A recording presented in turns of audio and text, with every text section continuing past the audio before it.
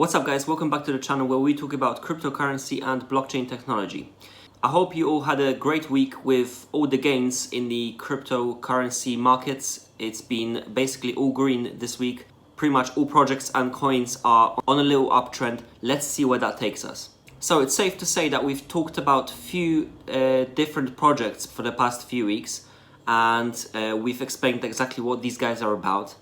In today's video, I thought I'll make a little update, a little news update on 3 of the projects that we spoke about, because some of the news to do with these projects have been very interesting. These things can impact those projects a lot. So let's see what the news are with those projects. So the first one is TTC.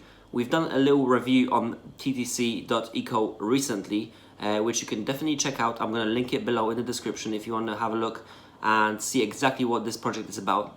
So TTC protocol acquires Alive. It's a global video sharing service, and it's increasing its user base to 22 million people. So TTC bought Alive, which is a video sharing platform very similar to YouTube in the way it works. And now people who are using services to do with TTC have risen to 22 million, which is a very impressive number. So total base of the users that were using Alive is 10 million, which nearly doubled the current 12 million users of current TTC projects. This means 22 million people are now using services of TTC. All of these guys are from China, North America, India, and more. So this is a great step for TTC.ECO project. It will definitely make people more aware of what these guys do. These guys have doubled their user base by acquiring Alive, which was a very smart move. Another piece of news for the TTC protocol project is that they're bringing in Descent, DCT, to Git.eco as a partner. So these guys have confirmed a partnership with DCT. So what is Git.eco? It's a token incentivized collaboration community for developers where the reward for contribution is distributed with transparency and clear logic. It is an open source project launched by TTC protocol with a core philosophy as following.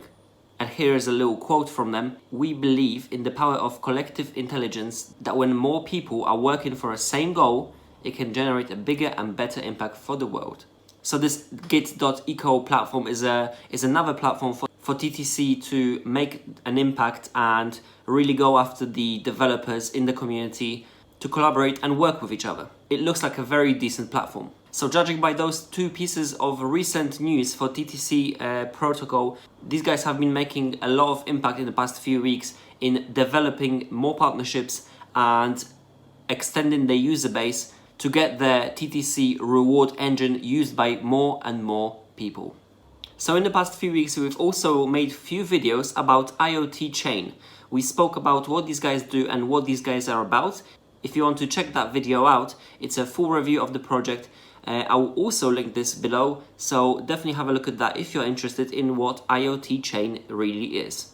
In the first piece of news for IOT Chain, I want to have a look at this Steemit post, which is very interesting. There are some few very exciting bits of news in this article, which we're going to look at right now. So according to a report by Ericsson Mobility, it is expected that there will be upwards of 28 billion connected devices worldwide by 2021.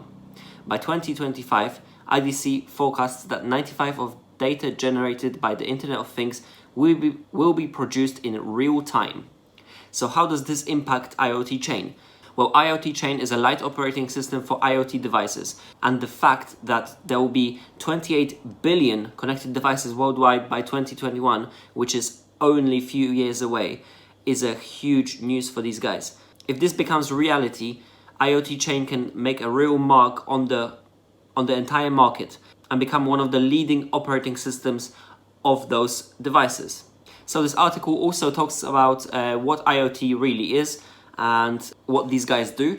So supply chain finance, these guys enable credible, inclusive financial solutions through asset digitalization and creditization. So this means that by using IoT Chain smart contracts, lenders and borrowers in the financial sphere can reach an online credit agreement to clarify rights and avoid repeat pledges. So this is the financial sphere of IoT, of Internet of Things, and how that's going to work. Share economies, we've touched on that in the review very heavily, so yeah, I do recommend you check that out. So what sharing economy is, it's the ability to share things that you own, like a bike, a car, a house, or data, or your data, to companies without a middleman. So basically you get to decide what happens with those things, and also you get to decide exactly what happens with your data, and if you want to share it, sell it, or not. Another article that I found that was released 8 days ago that touches on IoT chain is telling us about the chips in blockchain and how important those things are in the IoT sphere and in the future of Internet of Things. So as we know, IoT chain will have their own chip, which will allow Internet of Things devices to have an identity. It will also do data acquisition, storage of the data, and edge computing.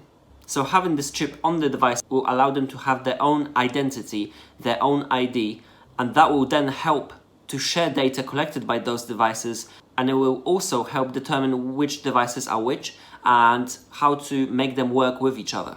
So this is a very interesting article, as I said, from only 8 days ago. It has a little video and introduction of IoT chip and what it exactly does. So I do recommend you watch it if you are interested in IoT chain.